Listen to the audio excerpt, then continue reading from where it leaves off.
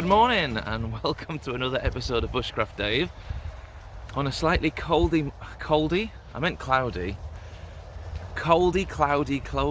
morning as we leave behind us Errington Coffee House where we stayed the night to head off on day 3 of our adventure hiking the length of Hadrian's Wall.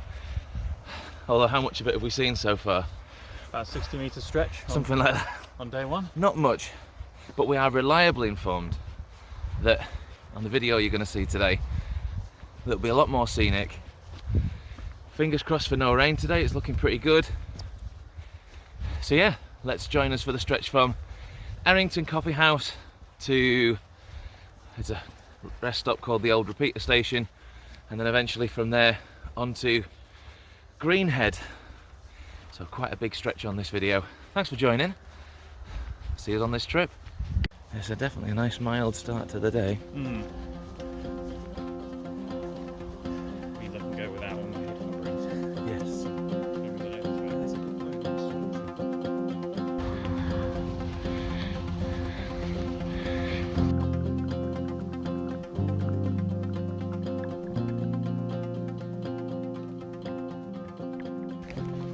Morning dew, getting my shoes soaking wet. Lovely little stroll. We're heading to Havenfield.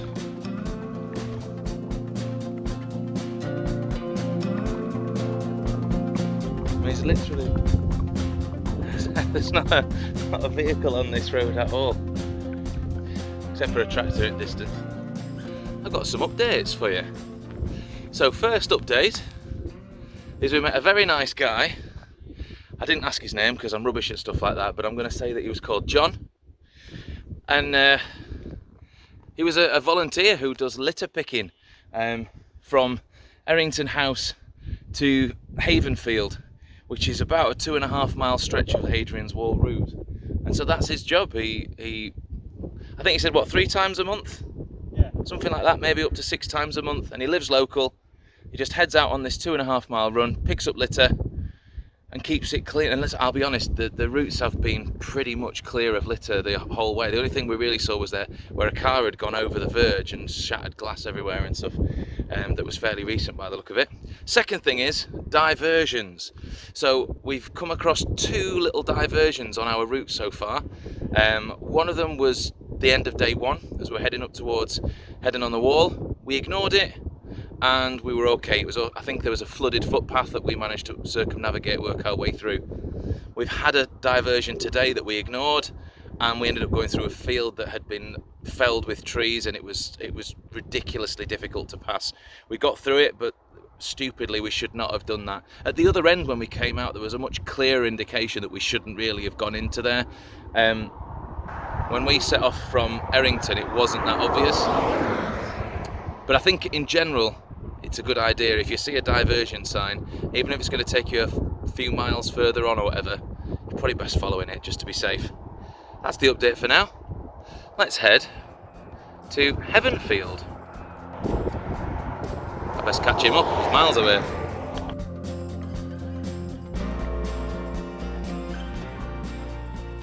We've just gone through, is it Heavensfield or Havensfield? Whichever. But there's a stone, no, that's a wooden cross, to signify that there was a battle here in, I think was it 1634 that it said there were? 634? 634, Not 1634. Many hundreds of years ago there was a battle here between Christians and pagans. There's even a church built up just on the top of the hill there. But apparently before the battle,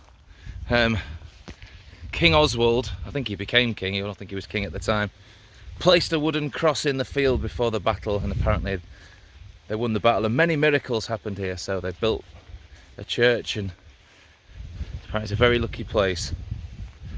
Very nice. Where we're going now, I've no idea. Probably Chollerford's our next stop to find some food.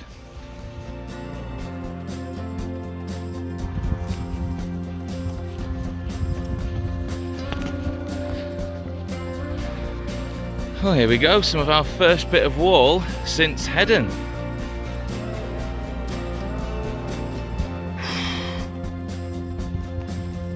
Substantial.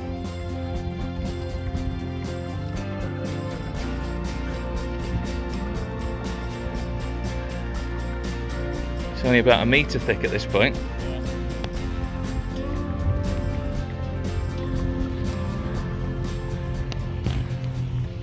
Plane trees, a change of plan.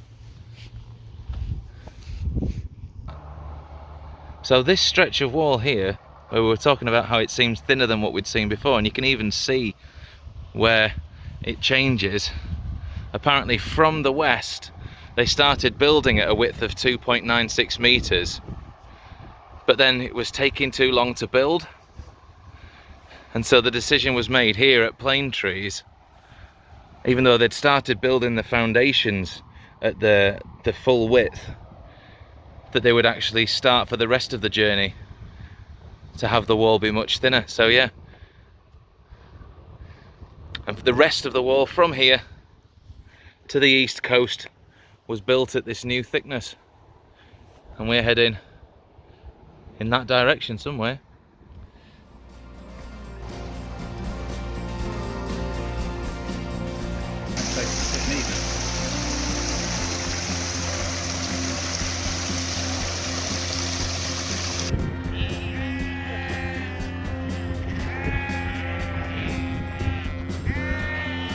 Sheep!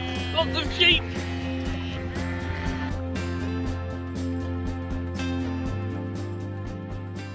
I've never seen anything like that, a big pole to shuck it back in. Quite strong as well. Quite well balanced, actually. Oh yeah.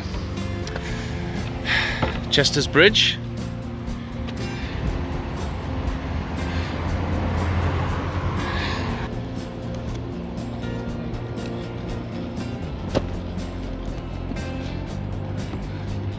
Nice.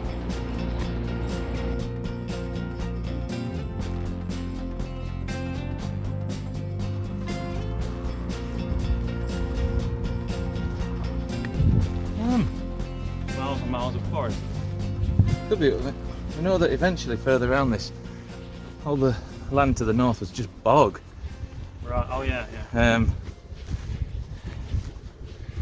Anyway, it's a fine stretch of wall.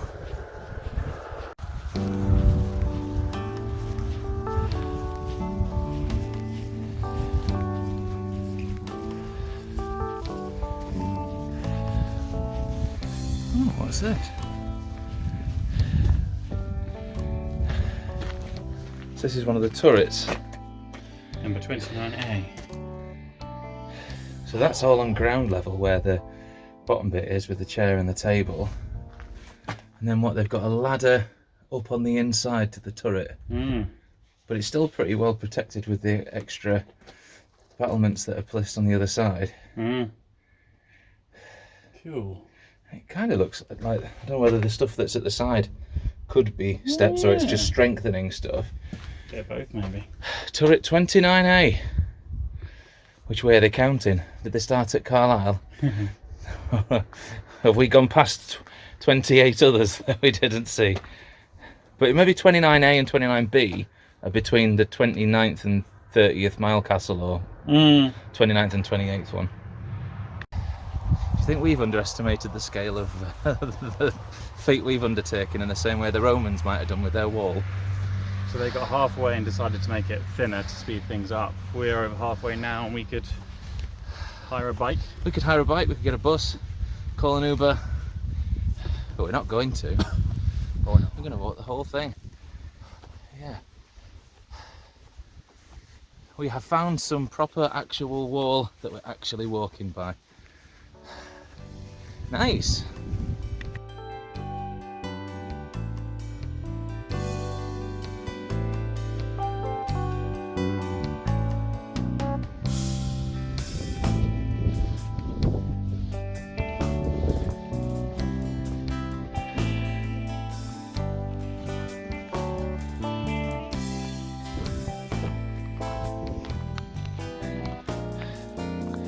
Temple of Mithras.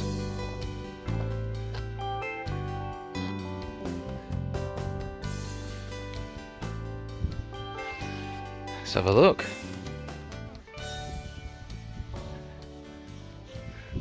So built low down in a little dip to almost make it a bit like a cave, which is where Mithras is supposed to have killed a bull. Very waterlogged.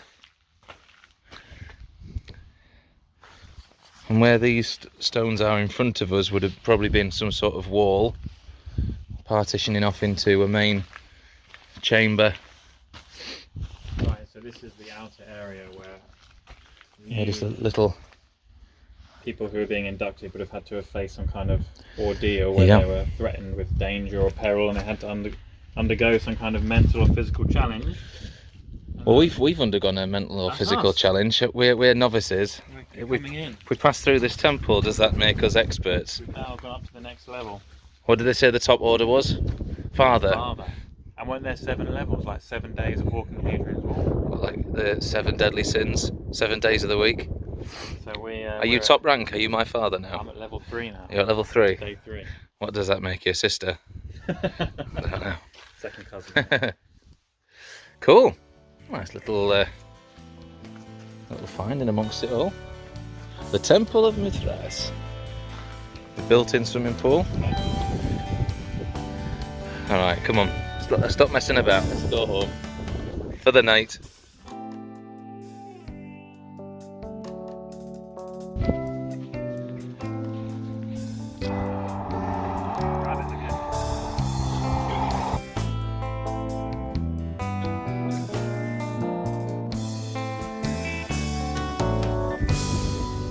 Found another one of the turrets. There's very few sections of the walls that survive, is there? English Heritage must have had to work hard and fast to kind of stop some of this stuff being taken. It's like they've sacrificed the rest of the wall in places.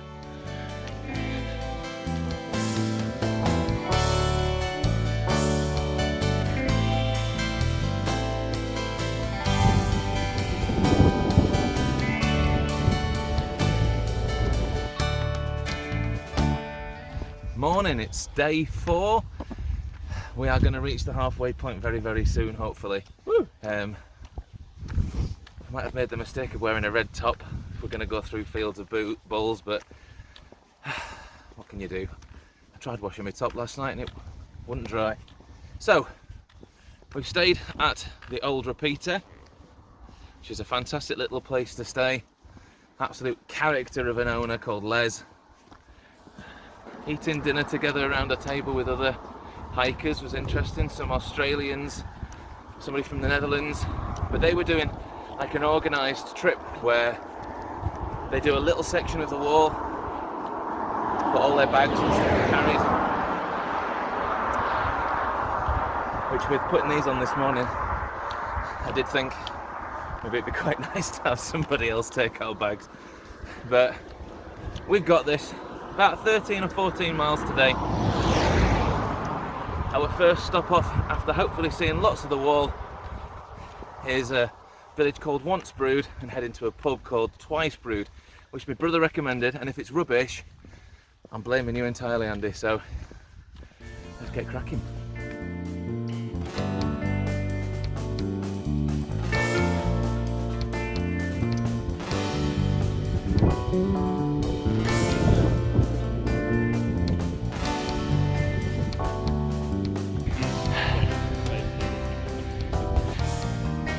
This is our first proper mile castle that we've been able to see.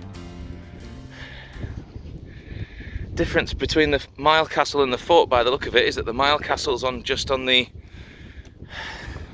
let's call it the English side, the southern facing, and there's nothing on the northern side, just the wall and a massive drop off. Huge, but loads of rooms. As big as a house, a bit bigger than a house. Yeah, look. Sewing shields, Mile Castle 35. So huge gated entranceway, but nothing going out the other side by the look of that. No. At least 4 buildings internally. is massive.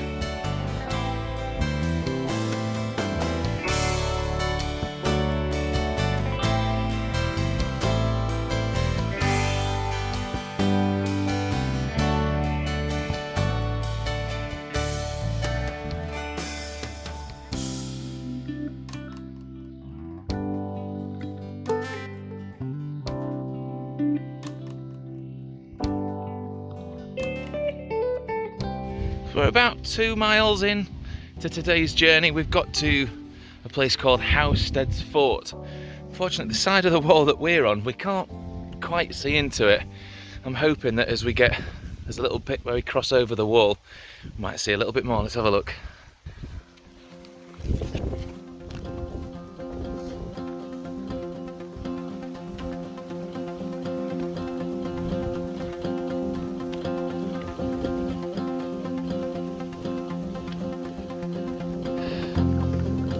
We can't see a lot, but it is a humongous fort.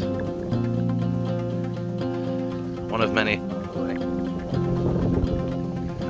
views.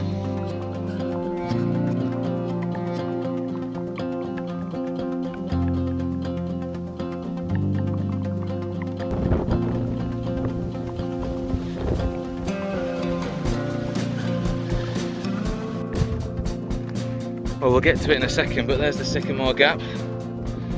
Halfway point, Alexi, we reckon? We don't know whether it is officially like a proper halfway point. I haven't googled it or researched it very much, but so far we've hiked about 39 miles previous to today, maybe 40 miles, and today we've probably covered about 4, so maybe we're at about 44 miles. 42 would have probably been the halfway point, but we decided that we would kind of have a little bit of a symbolic halfway point at the Sycamore Gap. It's been hard going this morning, lots of up and downs. How are your legs holding up, Alexi? Doing alright, doing alright. Blisters faded away. Yeah. It's just tiring more than anything, isn't it? Yeah. Let's go and have a picky by the tree.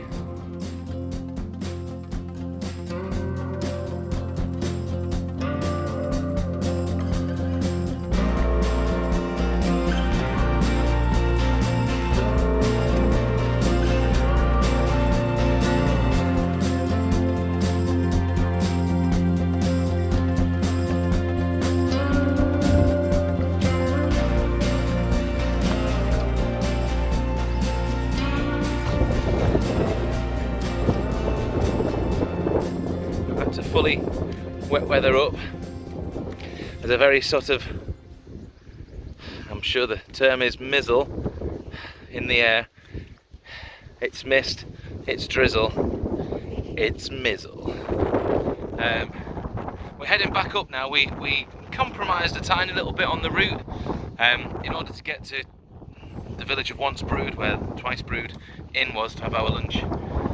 We've kind of skipped just a small passage of the wall, maybe about a mile section, but we still had to walk further down the road and back up, so we're still doing the mile, but we've done it a little bit lower down and higher up.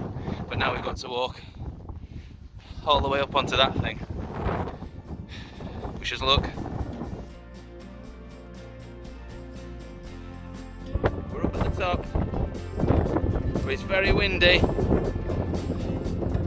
Woo! Try and not be blown away.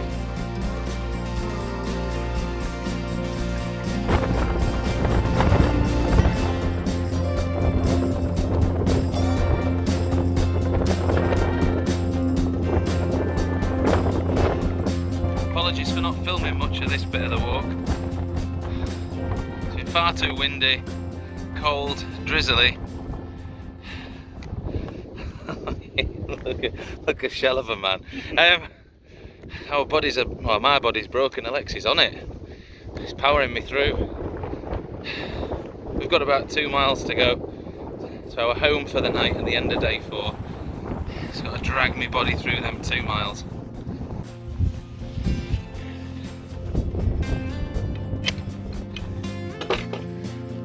So there should be a castle ahead of us somewhere, but I think down there is Greenhead, I'm gonna say.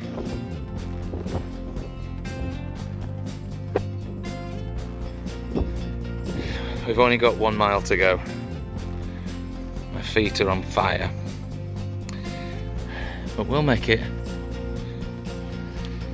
Well, there's Thirlwell Castle. Now, we're not going to go to there today. We'll visit it, I think, at the beginning of day 5, which will be our next video. So you'll have to make sure you subscribe to watch that. Other than that, we're in pretty good spirits, really, regardless of the pain, the torment. But we're trying now to get to our hotel, the Greenhead Hotel in Greenhead, just by 6 o'clock. I reckon it's 19 minutes, so we're trying to make sure we can get there for 6. That gives us an hour and a half to clean up, maybe have a nap before our dinner, where we're thinking steak and a bottle of wine. Oh, yeah. Treat ourselves. Today's map time. So we started off in Errington Coffee House at the Portgate and set off cross country until we got to, now I'm going to say it was probably at this point we saw a notice that said there was a diversion. Now we looked at the field that was ahead of us and thought, actually this looks all right, the weather's not been too wet, we will ignore it, we'll go through this field and we'll be absolutely fine. Yeah. I think the detour would have taken you along this road and probably along a footpath that leads you round the back here. So it's only a little bit of a detour. We decided to just plough on and we hit Stanley Plantation. And as we'd walked through Stanley Plantation, we hit a point in it where they were felling trees. They had felled trees. It was absolute carnage. You'll see some photos. I'll get Mrs. Bushcraft Dave to put some in. But it was a hard slog getting through that. We can see now why that section was closed. So, as I said earlier in the video, if you do see a sign that talks about diversions, it's definitely a good idea to think about taking it, because you can run into a really tricky set of obstacles. This is also one of the times where they seem to favour people going from west to east, because once we got through the woods, on this side, on this fence, there was a sign which said Euro logging or something. Trees, and it also gave you a map of what the diversion would have been. And do you remember, it wasn't actually quite as obscure as that. No. It was quite parallel. And it didn't look as bad. No. But definitely for those of us going from east to west, all we had was diversion, arrow. The other side definitely, I mean, it was even taped off. We struggled to even get out at that side. Yeah. So, most people are doing the walk from west to east. And we'll see if we've made the right choice later on. But we carried on. This was, how many miles was this today? Was it about 14 miles, something like that, the full day? Yeah. It certainly seemed to go on for a long time. We knew that this stretch, we weren't really going to get a chance to stop. This was Havensfield battle site, where there was the cross, where there had been a battle and a church built up, which was really cool. But we're then off and on to the next section, which I might need to open up even more. So this big double page spread as we enter in past Havensfield battle site. I'm trying to remember here, Alexi, did we take that diversion around Brunton, or did we go straight on? I think we did in the end, because it was I remember looking at that bend in the road, and it was a quick turn and a downhill, and it was a national speed limit, I think, and we thought it's a bit tight. There were no verges, so we thought, let's just take the... Yeah, absolutely. I mean, most of the way along the route, all of the route that they suggest is trying to keep you off the road and away from traffic as much as possible. And even where there are sections that are on the road, there's usually a sort of either a footpath or a well-trodden route that is just off the road. You're not really road walking. We did think we'd cut it off maybe just for distance, but in the end, is absolutely right. It was quite steep at this point.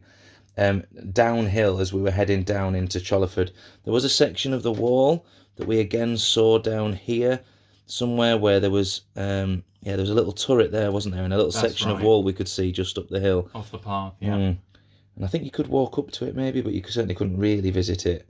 And then we walked down the field past some sheep and down into Chollerford, where we stopped at the Riverside Cafe.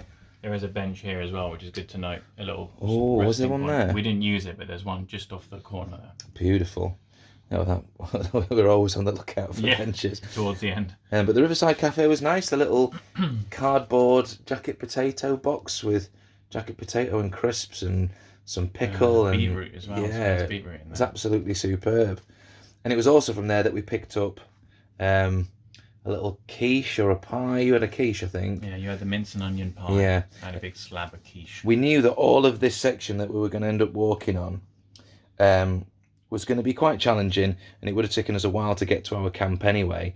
So we decided we would buy some food that would fuel us, because there was no places to stop and eat all along the way. So we headed out of Chollerford uphill. All of this section was uphill. I think it was uphill right the way up to here at Limestone Corner, where you hit a trig point. That was quite a challenging section. I think we stopped just outside Tower Ty for a little bit of a midway up the hill stop, because it was fairly steep. It wasn't too bad.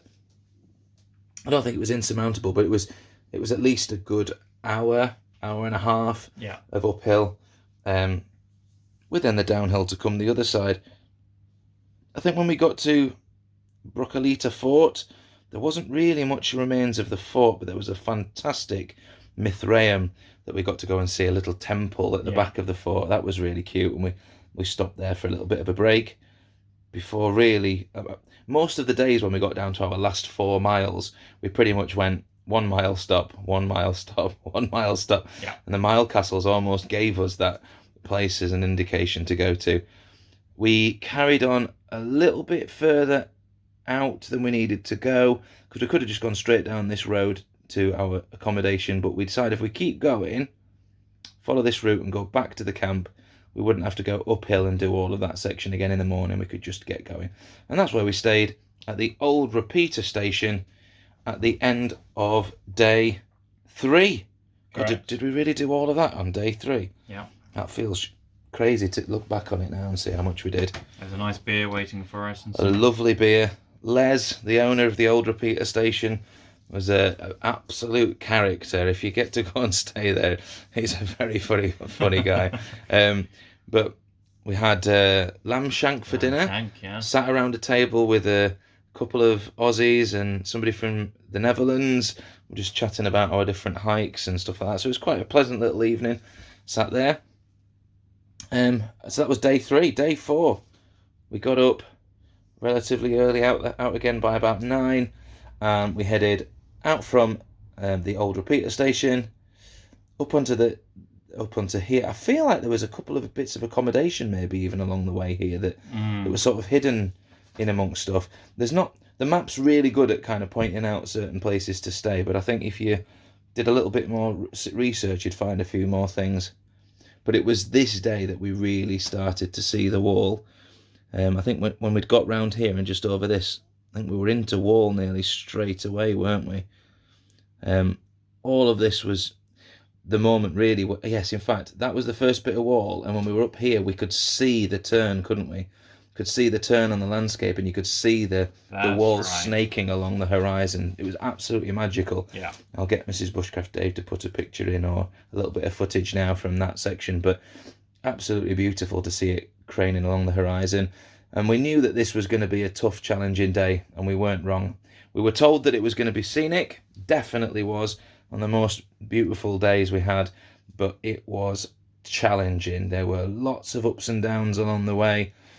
You'd think you'd done enough up and down, and then there'd be more to go. Housestead's Fort, I think, was the one that we passed. Didn't quite get into from our angle. No. There was a guy camped up in his tent just on the other side of it here. But our route kept us on the north side of the fort. But we think you could have just come off and walked round the south side and then still rejoined the path here. Yeah. So if you do get a chance and you go into Housestead's Fort, just slightly deviate off it when you get to that fort and come and have a look at it from that south side, because that's actually uphill of it, and you'll see down onto it, which is really nice. So that's something that would have been nice to have had a look at with hindsight, but we'd already gone past it, hadn't we? We would have to go a fair bit back to come round.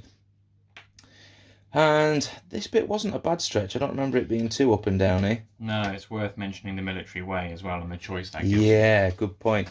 So there was the route we take for the wall follows the path of the wall, which is right up to the crest of a hill, right back down again. There is a military way which seems to follow much further down the hillside, so you're not really doing as many ups and downs. So if you're not really keen on the ups and downs, then try and, when you get to the point where you could choose, if you took the military way option and then get back on the route, then take the military way option, you're kind of avoiding a few more of them ups and downs. There was certainly a couple of times, I think past the Sycamore Gap, where we made deliberate choices to not do that. So yeah, the Sycamore Gap, the world famous Sycamore Gap, used in Robin Hood, Prince of Thieves, and now used in Bushcraft Dave. So even more famous. And this was where we did take one of the different routes, wasn't it? We were already quite tired from what we'd done. And we knew we were going to stop soon, so we decided not to go up onto the ridgeline, and we took the military way that just followed it a little bit below, onto Part D. Oh, we're flying through it, Alexi. Probably not, because it's 10 minutes into this one now. Oops.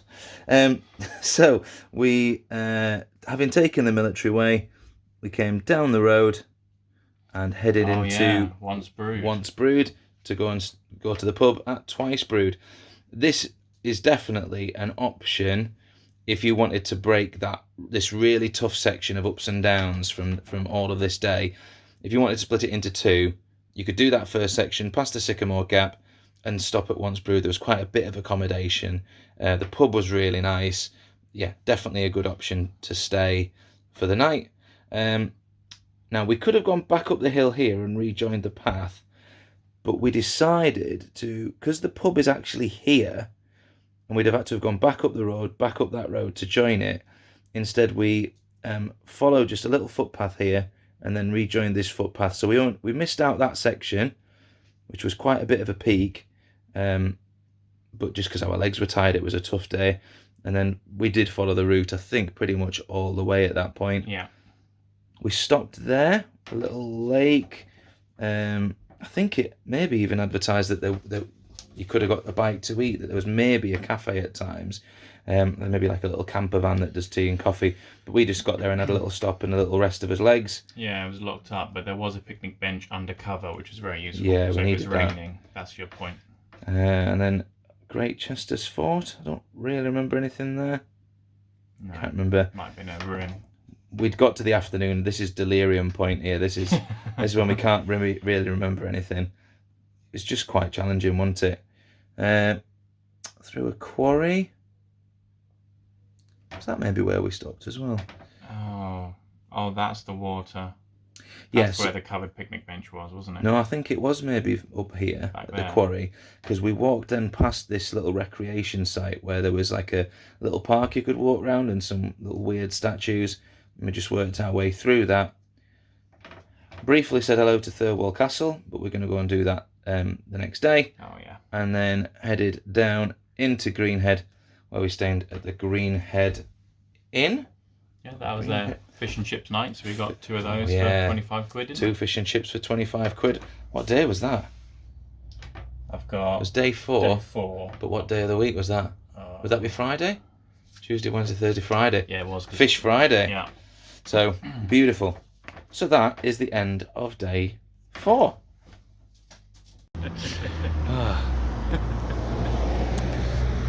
We won't say what we were just talking about. For our ears only. We have made it. Somewhere over there, in the shot, I hope, is the Greenhead Hotel.